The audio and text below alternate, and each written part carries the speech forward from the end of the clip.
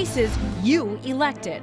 You essentially lied to the people of this city. Members of the so-called Gang of Five admitting today they broke the law.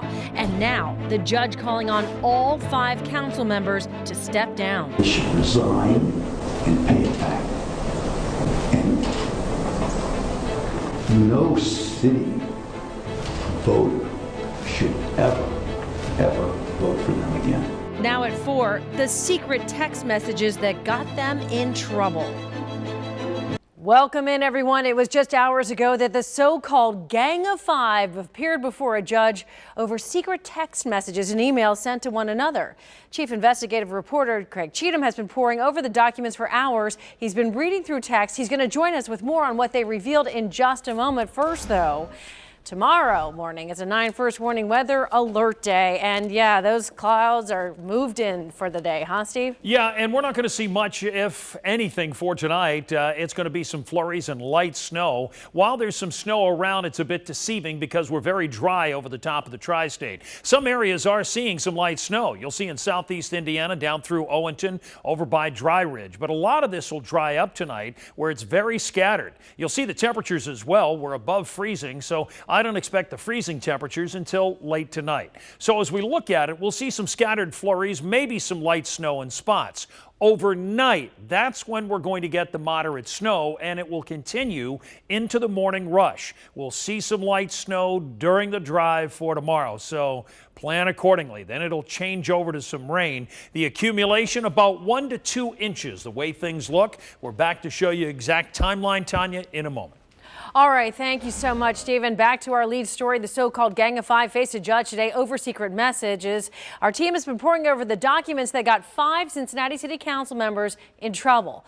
Now, before we get into that, we want to recap what happened in today's hearing. Judge Robert Ruehlman called on council members Tamaya Dennard, Greg Landsman, Chris Seelbach, Wendell Young, and PG Sittenfeld to resign. All 5 of them admitted to conducting official business using private texts and emails last year, which violates Ohio's Sunshine Law. Still, none of them are telling us that they have plans to step down.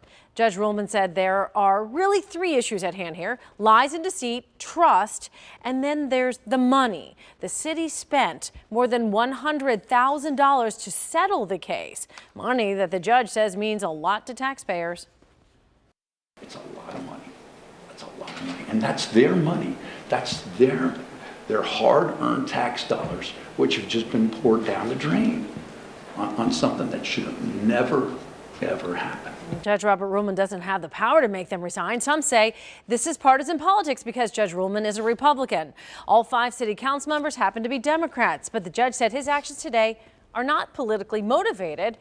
Now, this case may not be closed because just a few minutes ago, Hamilton County Prosecutor Joe Dieters told me he may still file tampering with evidence charges against Wendell Young for deleting his text messages. And now we want to bring in Chief Investigative Reporter Craig Cheatham. And Craig, wow, there is a massive amount of paperwork that you and members of the I-team have been pouring through all day long. So far, at least, what have you been finding? Well, we know that this is a way they conducted city business. What we also know now is how they conducted city business and the language that they used. Tanya, a year ago, the Gang of Five repeatedly discussed how they would respond to Mayor Cranley's complaints about then city manager Harry Black. On March 15th, council members PG Sittenfeld and Tamaya Dennard exchanged the following text messages. Sittenfeld texted, "We'll take a first crack at drafting something for us to share tomorrow. Question. Is using the term public lynching in a letter too inflammatory or very much warranted?" Dennard responded, "I think it's warranted, just depends on how we describe it." Sittenfeld, "Kind of fun, teaming up to kick some blank." Dennard, "It is fun, let's keep at it." Sittenfeld, "Somewhere John Cranley is in a cold sweat having diarrhea." The text messages released today also show PG Sittenfeld dropped an F-bomb when he described the gall of FC Cincinnati's president, Jeff Birding. We'll have more on that coming up. So many of these text messages, some vulgar, many mocking public officials. I think that the tone and the type of language used will surprise some people. We've heard from the prosecutor specifically. He said they were sophomoric in nature. You would concur with that? I have not had the opportunity you have had to read through them. It's frankly unsettling to see city officials discussing city business this way. And what you've shown us, that is just a teensy tiny little bit of this. Right.